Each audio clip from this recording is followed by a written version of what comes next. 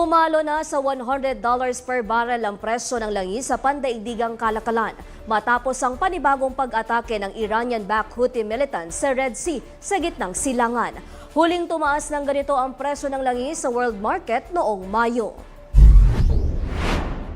Ang mga pag-atake ay posibleng magbukas ng bagong front sa digmaan sa Middle East sa kabila ng babala ni US President Donald Trump na haharap sa malaking kaparusahang militar ang Houthi rebels na nakabase sa Yemen. Ginagamit ng Saudi Arabia ang Red Sea para mag-export ng milyong-milyong bariles ng langis na karaniwang dumadaloy sa Strait of Hormuz.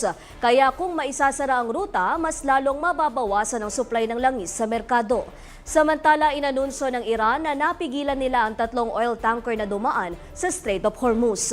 Sa mga nakaraang linggo, ilang tanker na dumaraan malapit sa baybayin ng Oman ang umano'y pinuntirya ng Iran para pilitin ang mga barko na gamitin ang ruta sa loob ng kanilang nasasakupan at magbayad para sa ligtas na pagdaan.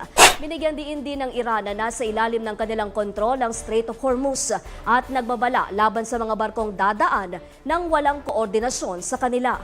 Base sa trading sa Minoplat, Singapore, ang basehan ng refined oil products sa Southeast Asia. Posibleng tumaas sa susunod na linggo ang presyo ng diesel ng 6 pesos and 50 centavos per liter habang 6 pesos per liter naman ang maaring itaas ng gasolina.